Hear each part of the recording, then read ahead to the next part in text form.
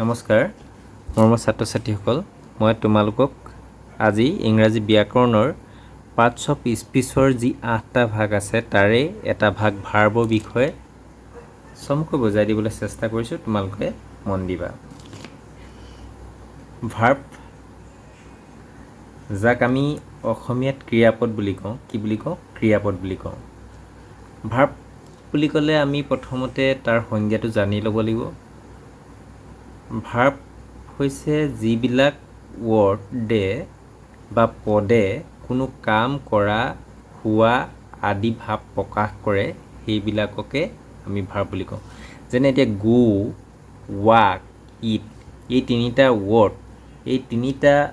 ৱৰ্ডে কি কৰিছে গোটোৱে যোৱা ৱাকটোৱে খোজ কঢ়া ইটটোৱে খোৱা এই তিনিটা কাম কৰা বুজাইছে অৰ্থাৎ এনেধৰণৰ কাম কৰা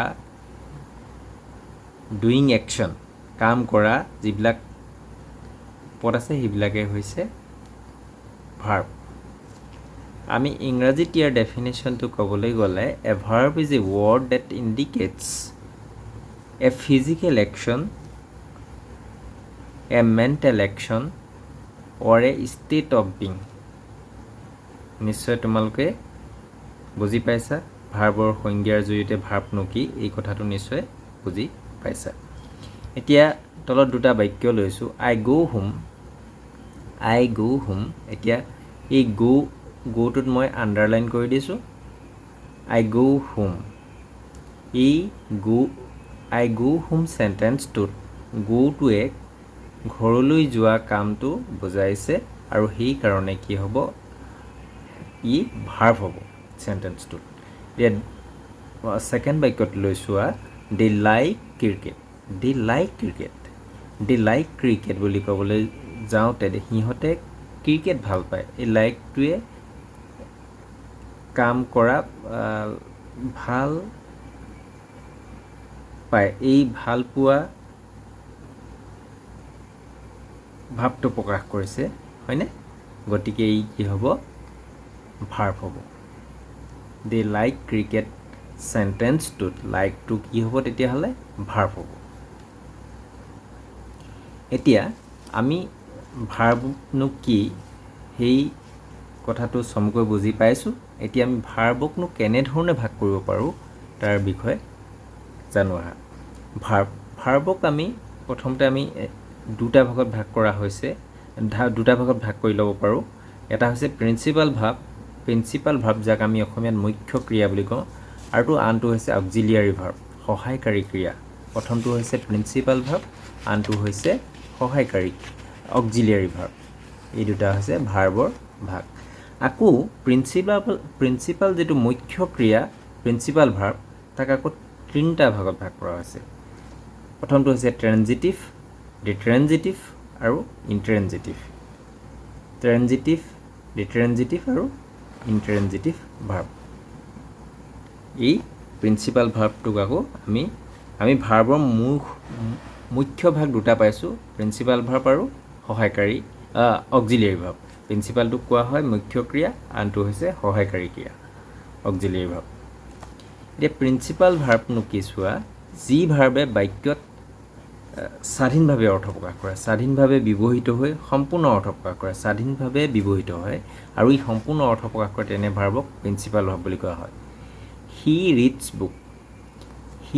বুক সি কিতাপ পঢ়ে এই বাক্যটোত ৰিডছটোৱে আন কোনো ভাৰ্বৰ সহায় নোলোৱাকৈ নিজাকৈ অৰ্থ প্ৰকাশ কৰিব পাৰিছে ইয়াক আন ভাৰ্বৰ সহায় নহ'লেও ই স্বতন্ত্ৰভাৱে অৰ্থ প্ৰকাশ কৰিব অৰ্থাৎ নিজেই অৰ্থ প্ৰকাশ কৰিবলৈ চাফিচিয়েণ্ট গতিকে ই কি হ'ব হি ৰিডছ বুক এই ৰিডছটো কি হ'ব প্ৰিন্সিপাল ভাৰ্ব হ'ব এতিয়া প্ৰিন্সিপাল ভাৰ্ব নিশ্চয় বুজি পাইছা যি ভাৰ্বে নিজেই অৰ্থ প্ৰকাশ কৰিব পাৰে আন ভাৰ্বৰ সহায় নল'লে অৰ্থ প্ৰকাশ কৰিব পাৰে তাকে প্ৰিন্সিপাল ভাৰ্ব বুলি কোৱা হয় তাৰপিছত আহিছোঁ আমি অক্সিলিয়াৰী ভাৰ্ব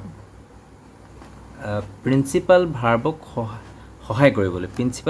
সহায় কৰিবলৈ ব্যৱহাৰ হোৱা ভাৰ্বক কি কোৱা হয় অক্সিলিয়াৰী ভাৰ্ব বুলি কোৱা হয় প্ৰিন্সিপাল ভাৰ্বক সহায় কৰিবলৈ আমি যি প্ৰিন্সিপাল ভাৰ্ব যি নিজে স্বতন্ত্ৰভাৱে অৰ্থ প্ৰকাশ কৰে বুলি কৈছোঁ সেই প্ৰিন্সিপাল ভাৰ্বটোক কেতিয়াবা সহায় কৰিবলৈ যদি কোনো ভাৰ্ব ব্যৱহাৰ কৰা হয় তাকে অক্সিলিয়াৰী ভাৰ্ব বুলি কোৱা হয়। তাকে কি বুলি কোৱা হয়? অক্সিলিয়াৰী ভাৰ্ব বুলি কোৱা হয়। আমি যে প্ৰিন্সিপাল ভাৰ্বৰ তিনিটা ভাগ পাইছিলোঁ, কি পাইছিলোঁ? প্ৰিন্সিপাল ভাৰ্বৰ আমি তিনিটা ভাগ, ট্ৰেনজিটিভ, ডিট্ৰেনজিটিভ আৰু ইনট্ৰেনজিটিভ, এই তিনিটা ভাগ পাইছিলোঁ। এতিয়া আমি সেই তিনিটা ভাগৰ বিষয়ে আমি চমুকৈ জানি থ'ব লাগিব।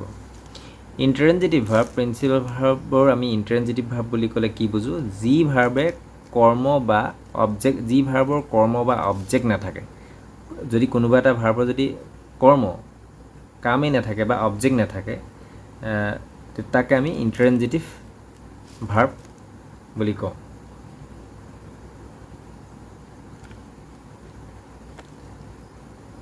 বাৰ্ডছ ফ্লাই, চৰাই উৰে। এইবাৰ এই ফ্লাইটোৰ পিছত কোনো অবজেক্ট আছে জানো? নাই। বাৰ্ডছ ফ্লাই, গতিকে ই কি হ'ব? ইনট্ৰেনজিটিভ ভাৰ্ব হ'ব। ইয়াৰ কৰ্ম নাই বা অবজেক্ট নাই। তাৰপিছত ট্ৰেনজিটিভ ভাৰ্ব, যি ভাৰ্বৰ কৰ্ম বা অবজেক্ট থাকে। যদি ভাৰ্বৰ যদি কৰ্ম বা অবজেক্ট থাকে তাক আমি ট্ৰেনজিটিভ ভাৰ্ব বুলি কওঁ। যেনে he wrote a letter, he wrote, সি লিখিছিল। কি লিখিছিল? ইয়াৰ এটা অবজেক্ট আছে, এ লেটাৰ, এখন চিঠি লিখিছে। গতিকে ইয়াৰ অবজেক্ট আছে কাৰণে ই হৈছে ট্ৰেনজিটিভ ভাৰ্ব। যদি চমুকৈ যদি কওঁ, যদি ভাৰ্বৰ যদি কৰ্ম অবজেক্ট থাকে সেইটো ট্ৰেনজিটিভ ভাৰ্ব, আৰু যদি অবজেক্ট নাথাকে সেইটো কি হ'ব? ইনট্ৰেনজিটিভ ভাৰ্ব। এতিয়া আমি ডিট্ৰেনজিটিভ ভাৰ্বৰ বিষয়ে আলোচনা কৰোঁ। ডিট্ৰেনজিটিভ ভাৰ্ব, যি ভাৰ্বৰ কৰ্ম বা অবজেক্ট দুটাকৈ থাকে। অবজেক্ট যদি দুটাকৈ থাকে বা কৰ্ম দুটা থাকে তেনে ভাৰ্বক আমি ডিট্ৰেনজিটিভ ভাৰ্ব বোলোঁ।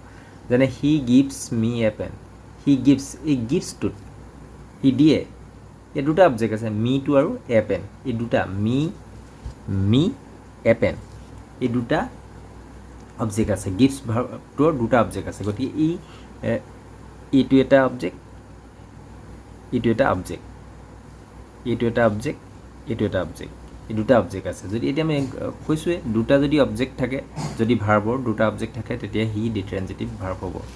এটা কথা মন কৰিবলৈ নোট বুলি মই লিখি দিছোঁ, এম, ইজ, আৰ, ৱাজ, ৱেৰ, এইকেইটা সদায় ইনট্ৰেনজিটিভ ভাৰ্ব হয়। এইকেইটা সদায় কি হয়? ইনট্ৰেনজিটিভ হয়। মনত থৈ দিবা, বি ভাৰ্বৰ am, is, are, was, were, be verb am, is, are, তাৰপিছত ইয়াৰ পাষ্ট ফৰ্মকেইটা বি ভাৰ্বৰ ৱাজ আৰু ৱেৰ, এইকেইটা সদায় কি হয়? ইনট্ৰেনজিটিভ ভাৰ্ব হয়। এইকেইটা কথা মন কৰিবলগীয়া। আজি পাঠ ইমানতে সামৰিছোঁ। পুনৰ অন্য এটা পাঠৰ সৈতে লগ হ'ম। ধন্যবাদ।